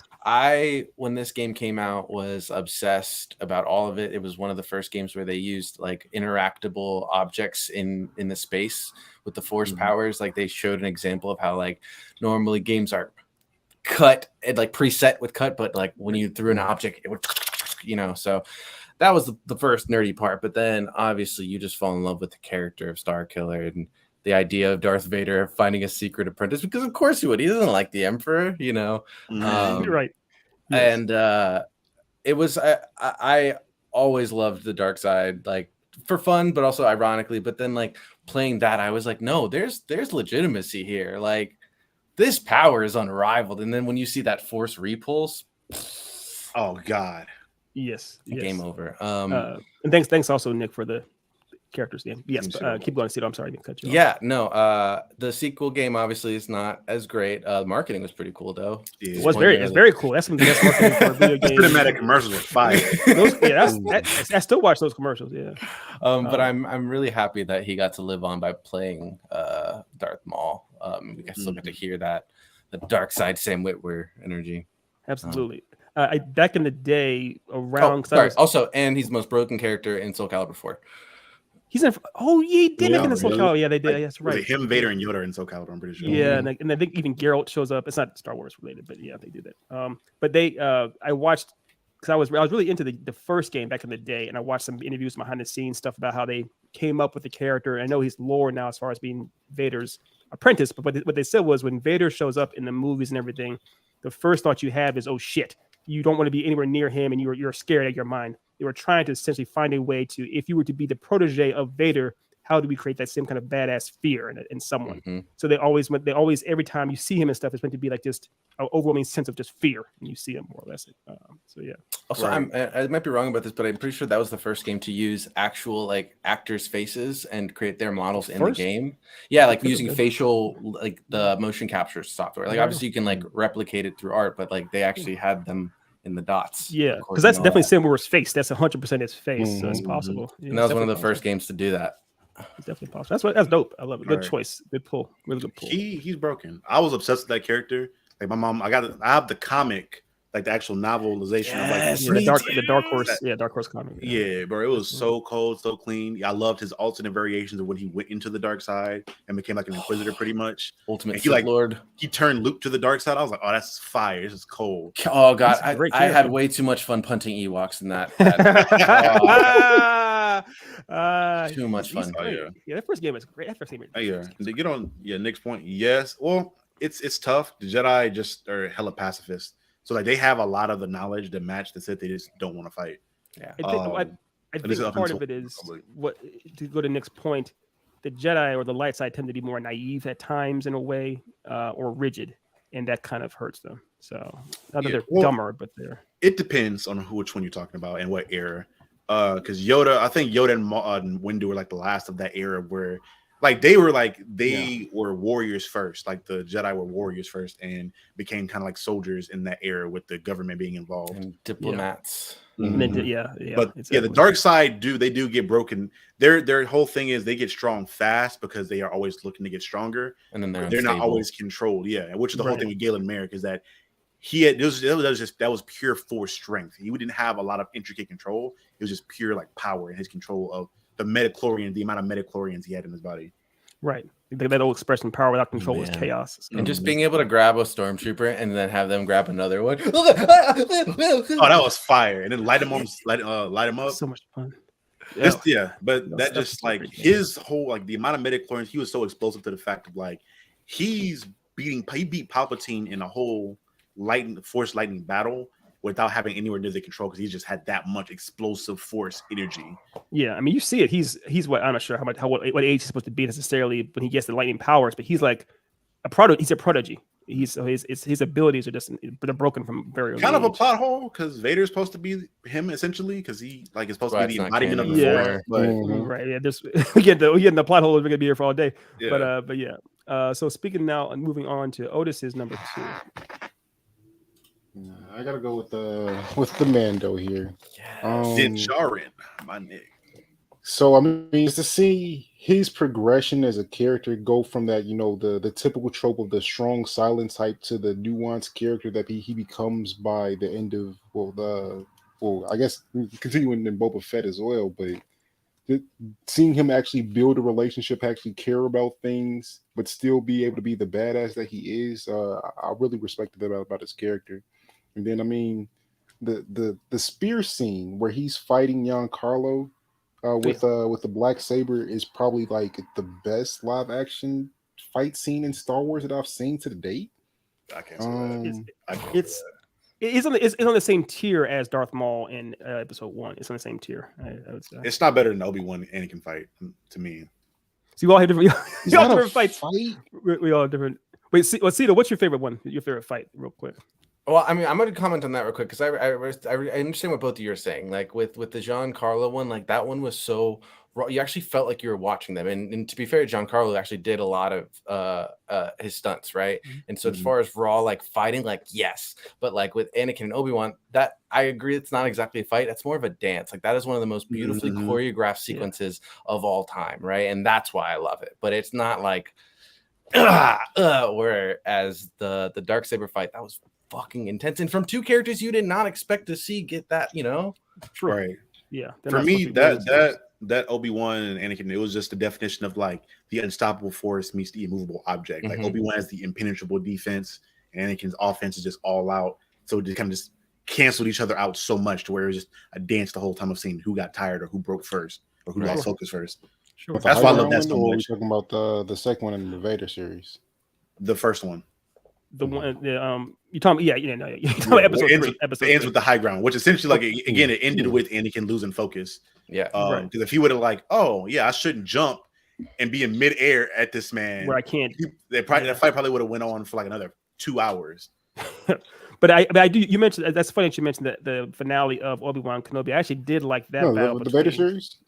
Yeah, I guess the Vader series basically. Yeah, but I did like that fight as well. That was that was a good fight. That was a good one too. Cool. My favorite fight is going to be, of course, Obi-Wan versus Darth Maul in Episode 1 because it is very much a shonen anime thing as far as you kill my master, I'm coming for you, and you see how angry actually Obi-Wan when you see Obi-Wan clearly like doing his best trying to keep up with him, and he can't beat him. He actually because he has his emotions get the better of him, he loses to Darth Maul.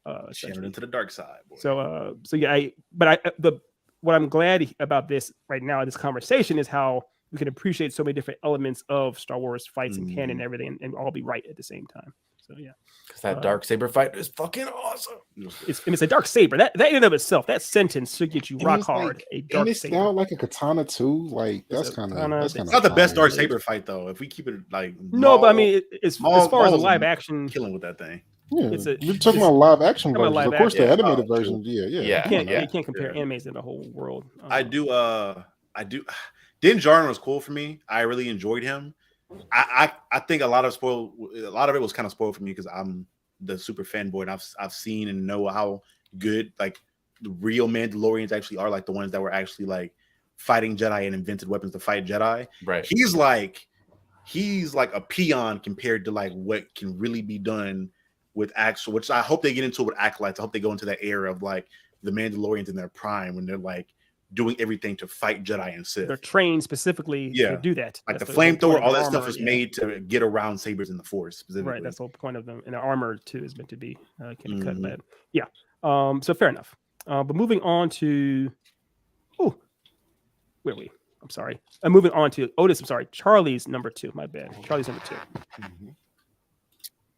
Chief. Do it. Palpatine. I can't get into how broken this man is and how amazing he is. Again, a lot of his dope shit that he does outside of the series, you read in his book. I think I have like a 3-set novel kind of showing his backstory and like how he met Plagueis and like was trained under Plagueis all the way up until episode 1 when everything started.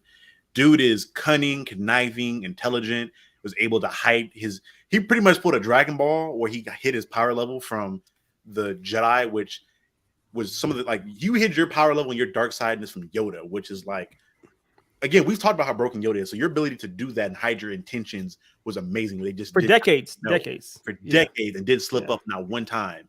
And his ability to manipulate people. And then if you're getting into his books of how strong he is, I've talked about it in the show multiple times. Dude, he's so strong with the Force. He has the ability to blow up planets with his Sith lightning from like eons away with like a 4 storm cloud in space. Right. Like, that was like the one moment in Rise of the Skywalker that was kind of cool just to watch. No context, but just to watch him pull his hands up and actually you see the lightning blast come up and like destroy ships. It's like, yeah, he's a god. Dude literally died in the novelization series and was like a Force spirit almost. I think one of the Sith Lords, not Nihilus, it was somebody else. But dude he's OP as hell. And just to me, one of the better villain. Like if Vader, some people argue Vader's like the best villain of all time. I honestly may put step above that. Because he's sure agree with that. But he's like, I think we're talking about icons like Vader's outfit. I mean, Emperor, as amazing as he is, he's wearing just a cloth hood and stuff. Vader's iconic. You can see as far as power level and manipulation in mind. Yeah, Emperor is. But for me, that's what makes him more intimidating. For the fact he's not. There's nothing super crazy about him. It's just the eyes and the voice are the things that intimidate you. And like again, Maul. You've seen Maul scream and like, no, kill me here. I don't want to go see this man. It was actually that fight right there is where he's like when he beats when his brother's gone. He's like, please. He's like actually like he cowers hard. He cowers very hard. And I'm with you. I'm old as shit. I know it's like to be a wrinkly old man wearing hoods. Of course, that's my daily wardrobe. And shout out to the actor because I think he came back to play Palpatine in the Tales of the Jedi. Ian, what's his name? Cito? Ian something. I'm looking up. The same. But yeah. Go ahead, Bob. I'm doing that. Ethan, not Ethan. Otis, you're about to say something before I cut you off. My bad. Yeah, I mean, there's a different level of villainy you have to be on to be running two sides of a war at the same time, man. Like he's literally the running the Senate and the clones simultaneously. You're single-handedly causing a whole era of war and manipulating everybody exactly where you want them to be for years. Yeah. So I mean, that's just a different level of manipulation. So and that's its own genius too, because like him being the going from senator to chancellor to all that, like he was hiding, but he wasn't hiding his darkness because politics and that whole grouping, like how do you discern who's evil in politics, right? Everyone's dark, everyone's good, exactly. That's true. That is again another level of masterminding is that he hide in plain sight in a sense, like you were saying. Yeah, he pretty much neutered the Jedi. Like, I am the Senate. Yeah, bro. If you know Star Wars, there's like it's weird, like the Jedi and the Sith always do this thing and when they kind of flip flop on who's in power. And usually it's like the Sith kind of stack up an army and just storm wherever the Jedi are like rising up at. He went in there, Dolo orchestrated the government, orchestrated the whole war, got his own like he did all that and was like, all right, clones are kind of inefficient. All right, we can y'all up out of here.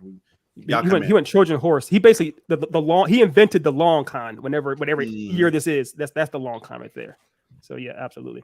Now we're getting into guy's name was Ian McDermott, by the way. Is that what it is? Okay, I knew it was Ian something. We were around there. Mm-hmm. Getting to my number 2, and this one is actually it has some audio, so let's go ahead and it's worth listening to. I promise. And how you doing, Chewbacca? You still hanging around with this loser? Hello, what have we here? Welcome, I'm Lando Calrissian. Hold up, I don't want to get copyright strike. I'll get copyright for voices, but okay, whatever. The point I wanted us to hear or talk about, of course, is Lando macking on people. Lando being Lando. Everything. Colt 45 himself, conk hair. That dude there's an interview where they're asking Donald Glover if he knew that, or if he's comfortable playing, a pansexual space ranger cowboy type of guy. And Donald Glover, straight face, is like, of course, we talking about this. When you're in the intergalactic sphere, if you are trying to, be all chaste and not chase anyone that's out there, what's wrong with you? There's something wrong with you. And of course, Lando is willing to get down with anybody and everyone. And Open to all opportunities. He's a free love enterprise kind of guy, open to every opportunity, like you said. I love it. And I love hearing the anytime my dad, still this day, will sometimes around my mom, he'll do the hello, whatever we hear kind of thing. It's always fantastic. I love it. I love it so much. So yeah. So word to the wise, if you're trying to mech on some lady, whether she or some dude, whether they be in this galaxy or the next, always open with a hello, whatever we hear, and see how it goes. Yeah. He's also, if you play Battlefront 2, he's broken as shit. Oh my god, he's so broken. Oh my gosh, I'm not surprised. How are you shooting 10 people at once, bro? Because it's not even like Lando's like famous for his gunplay in the films, really. But yeah. His gun's just broken. His gun, he has a cheat code gun, pretty much. That sounds like Lando. He's a scoundrel. I love it. Fun though, very fun. So moving on to the number one for our boy, Mr. Sito. Don't try it. Mm-hmm. My boy Anakin. I had a really weird entrance to Star Wars. I watched episode 3, 2, 1, and then 4, 5, 6. Right. So I watched that big battle first. That was one of my first, climactic Star Wars battles, and seeing where Anakin comes from that has always been really fun to me. Hayden Christensen did a solid job to perform as him in the movies where he could, under the direction he did. I'm going to give him the props where he deserves. But in the Clone Wars, we really get to see how he falls and his flaws, and how his flaws make him think he's great, and how they're actually turning him into someone he hates. And I'm a big fan of just dark heroes, and Anakin, even like that one episode where he kills I think it was a senator, and Obi-Wan's like, Anakin, and he just drops it. Anakin's just got like a smile on his face. He's like, what? Oof. Dark. And then you hear like a light Imperial theme behind it, That's so dope. Because I think it's not, when you watch the Clone Wars series, especially gets to the later seasons, it's like, yeah, you see clearly there's a big shining, beaming sign saying, hey, this dude is fucked. What are we doing? Like, he doesn't think he's a villain, and that's the best part of it, right? And you're watching someone who fallen in love, who's lost their mother, who used to be a slave. Like, this person had multiple tragedies come on him, and so, not to excuse the actions he did, but seeing that journey and seeing him become Darth Vader, it's almost justified. You're like, wow. I would say it is justified for him to leave the Jedi. I think if there had been a third, there's obviously light, there's dark, and if it had been a gray category as far as we are the anti, we don't agree with either establishment fully, we are our own sect. That's where he would have belonged. Like, what would have happened if he actually did take over the galaxy with Padme? You know what I mean? Like, sure. Would he have been that evil? Like, he wouldn't have been Darth Vader, The theory is that he was going to be a Sith regardless, because his whole job was to balance. He's literally the embodiment of the balance. Force to balance it out, which he balanced it out, but then he also broke it though. When it was only Sith. Like, get past. No, there's only 2 of them. No, but I'm saying there's only Sith. There's no Jedi after. There's still Jedi. There are actually more Jedi than Sith. No, but they're not really doing it. It's not. If you look, for example, look at Andor. Andor is a world where it's pretty much just the Empire and the Sith running things. It doesn't seem like a balanced universe in that sense. But it's like asking God to care about politics. The whole Force's job was to balance out the amount of dark side users and light side users. And now you have Palpatine, who's literally like 200 Sith in one, and Vader, who's like 3,000 Sith in one, with like the 15 to 20 Jedi that are around. It was pretty much balanced out. And that's. But how many Jedi are still actually left? I know there's some. It's plural, but how many are? If you get into you get into like the games with like Cal Kestis and all his group of people, and he's about to go find a whole new. It was pretty much supposed to wipe the plate over and then let them rebuild and start over again, essentially. Right on. Which I'm kind of feel like we were robbed. I would really like a what if version of Star Wars in which Anakin never fell into the lava, because he was supposed to be the strongest being in all of, because he's literally the Force. He's a baby of the Force. Right. Like literally, his mom was like mother, like Mary from the Bible, where she got impregnated by the Force. Yeah, that's there's no subtext there. It's or subtlety there. So yeah. 100%. Okay, so that's Cito's number one, aka Nightwing's number one. Moving on to Mr. East's number one. Yeah. Same character, just a different part of his life. I mean, this is bodied a different level of intimidation. Like that's a guy that can literally just be standing in one place, not say a single word, and he is the scariest person in that room. So the big kudos to there. And it's just to have that level of intimidation with so little lines. It's impressive to me. And then of course the nod to the James Earl Jones voicing him in the original trilogy. I mean, hearing him talk, it was on another level. Have you heard the whole behind the scenes? Sorry, go ahead. No, I was to say it was real quick. The original voice person voicing how Vader was. It sounds terrible. But yeah, go ahead. There is no I was other just version in my mind. Yeah. No, I mean, just having him come back for Rogue One, like that was one of the most epic re-entrances of any like what? Best part of that movie. Oh yeah. I watch that all the time. Just his moments. Period. Yeah, I do all the time. I did this for you, Ethan. Hey, you brought him. Oh, thank you so much. Oh, got him in there. If you are a Star Wars fan in any extent and you have not read any of the Vader comics, you're doing yourself a vast disservice. Because Buddy is a literal. There's like a scan, I think it's been passed around Facebook a couple of times, in which like he's surrounded by soldiers in a desert, and they're like, he's like, y'all are all gonna die. You know that, right? Oh, the one where the moth is hunting him.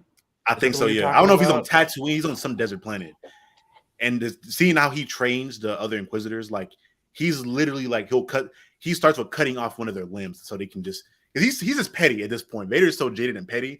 He's like, all right, I lost a hand to get strong. I don't need to cut your hands off, but I will just because. Yeah. So like if you look at each one of the Inquisitors, they're missing a limb to some extent because he cuts all of them off. And he like tortures them and makes them go through torture to get stronger. It's so cold, man. That is so cold. There's a part also where you mentioned Cal Kestis in that game. What's that game called? The Fallen Order. Jedi Fallen Order. Jedi Fallen Order, right? So there's that part where because Vader obviously shows up at the very end of that, but before he shows up, the I can't remember her name, the person that's working pretty high up in the ranks of the Empire, and you just see her as Vader as she knows she's failed Vader. How she's like freaking out, like, oh my gosh, I failed. As hard as I might be, I know that I failed Vader. He's going to show up here. She's freaking out. I just love the idea, like you said, as far as ruling with fear, he is outright feared even by the people that work for him. He's more so by them. More. There's like, yeah, he is just feared. He rules with pure iron fear. I love it. He's a Draymond Green in Star Wars. Oh, you guys, there's this one comic arc where he battles as Darth Vader, like a ghost of Darth Maul, and he almost loses because it's 2 lightsabers versus 1. But right when he's about to lose, he takes his lightsaber and stabs himself, and then gets Darth Maul behind him, and Darth Maul's like, how could you have so much anger that you could beat me? What could you hate so much? And he goes, myself. Jesus Christ. Fantastic. If you read the books and the comics, literally he runs on the idea of he's just always angry at all. Like you talk about Kratos or like the Hulk when scene in the movie, like he's literally always angry because that suit and in pain. Yeah, they like Palpatine built the suit to where he's always in pain, so he's always getting stronger. That is fantastic. I actually didn't know that he hated himself that much. I know he just likes. So he can't sleep. Like the reason he does that sound, the Emperor put that in the suit on purpose so he can never sleep. God, so he's always petty. That's petty. That's petty. Yeah. So he's always annoyed and always angry. So he wanted to. Palpatine was like, all right, I gotta make you super strong, but just enough issues to where you can't fuck with me. Because I still kind of where I can manipulate you. Exactly. That is the worst. Oh my God. No wonder. I'm glad he picked him up and threw him off I mean, even though he came to survive later on, I'm glad Vader tried to kill him at least. Always in physical pain, but he is out there. He's like that. Jesus Lord. All right, but just on the opposite end of the spectrum, we're going to Charlie's number one. Yeah. I mentioned it earlier. This is my favorite character in Star Wars. When the Clone Wars came out, like 2008. Like me being 8 years old and watching the movie I remember when it debuted on Cartoon Network and they introduced this character. I was like, damn, who the hell is this? Because she was just vastly different from anybody else we've seen up until that point. And seeing her grow and be like the last of an era pretty much in regards to the Jedi. And she's to me like the best parts of the Jedi Order encapsulated in one, with the skill wise, the personality. She's just parts of Anakin, parts of Obi-Wan, Mace, and she was able to learn. I kind of see a lot of myself in her in a sense, because she just took so much from all these different mentors that were just so goated, and it just made her the super strong character. And that last season, man, oh my god, that final season of the Clone Wars, that Maul fight, like the fact she was able to 1v1 Maul and win that fight, I was like, damn, so she is strong as shit. Like she's broken as hell. And but she's even the super. Sorry, no, you guess. I was gonna say she's a super reflective character, right? Because we get to watch her start at the Jedi Order with Anakin, and or I guess not start with him, but just like the way we didn't get to see Anakin training, you know, throughout his journey, we get to do it for Ahsoka, and we're like, when she gets betrayed by the Jedi Order, like we feel that, like we went through all that with her, you know. Yeah. Great character. Yeah, I feel like she's the most well-developed character in all of Star Wars. I feel like we get to see more of her journey than anyone else's, and then 100%, we understand 100%. It because, like, every decision she made, I was like, you know what, I would probably have to do the same. Yeah, I mean, so the thing is, though, as far as like Cito, if you could tilt your hat down some, see that the Nightwing you mentioned before earlier, and at the beginning of the show, 4 hours ago, how Nightwing or Dick Grayson's kind of a perfected version of Batman. Is that how he's like a Batman, but he has more of a conscience and he actually has more of a soul to him. I feel like Ahsoka is a more perfected version of Anakin. Anakin is, like you said, he's the embodiment and the personification of the Force. Ahsoka is that too, but she's not broken or not as tortured as Anakin is. She actually is. She's also in the gray. She's not a Jedi. She knows how to use the Force, and she's one with the Force in a different kind of way. So she's more independent of her circumstances than Anakin is. Yes, yeah. And to me, they encapsulate that the best in the one story arc of the Clone Wars, in which her and Luminara's Padawan are going through like this journey, and there's like this monster, and you see Luminara's Padawan turn into the dark side, and they're pretty much they're like they bring her in to kind of show being like mirror images of each other, and show them being like clones.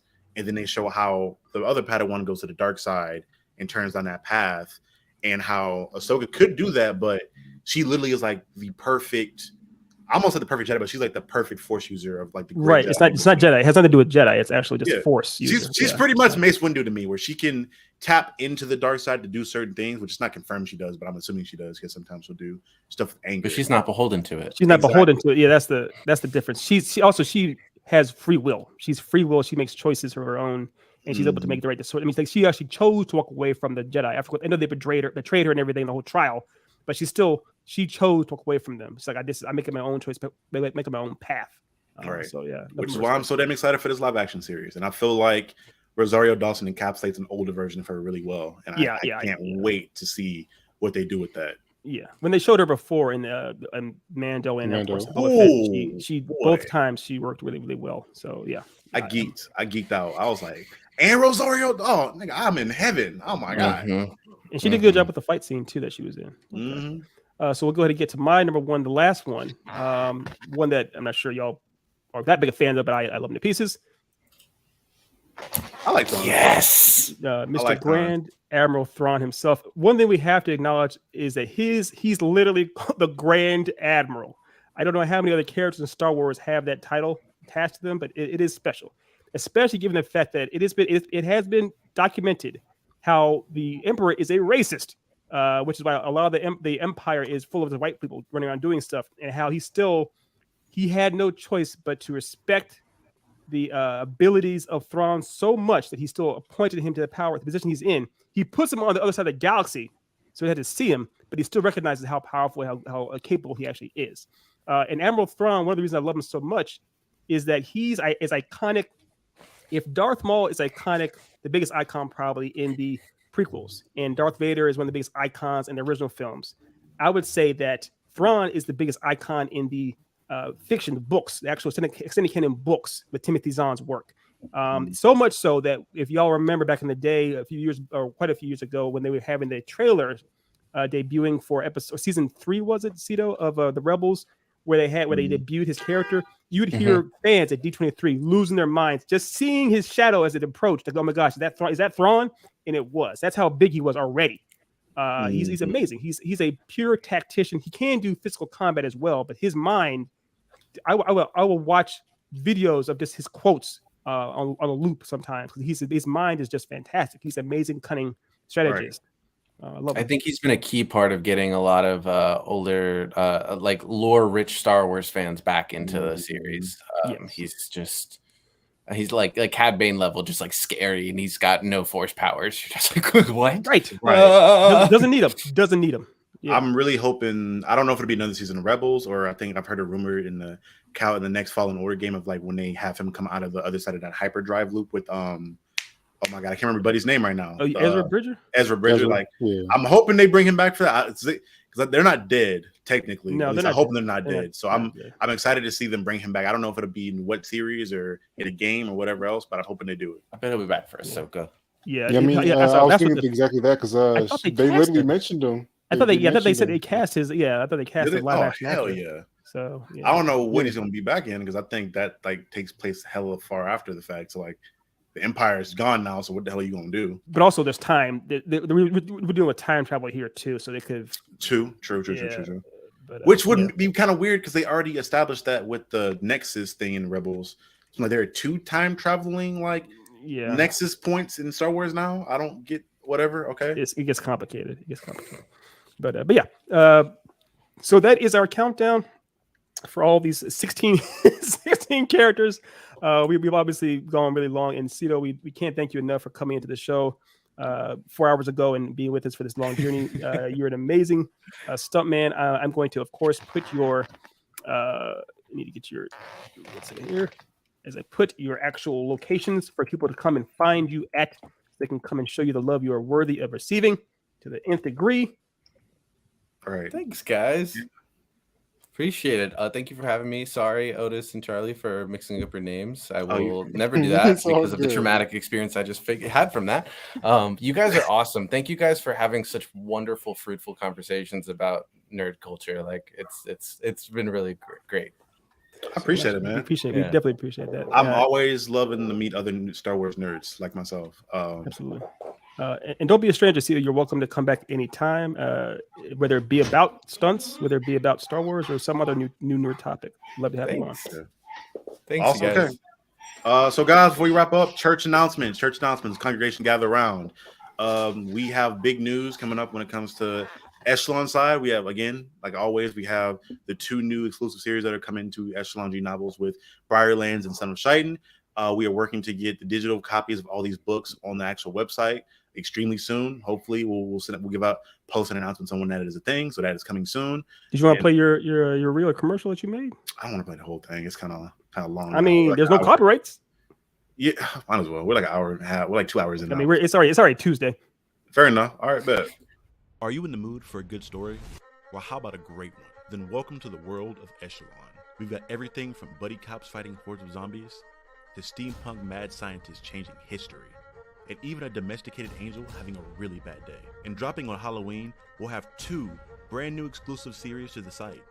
You don't want to miss these. Speaking of deals you can't miss, we have a special for the holidays on all of our merch.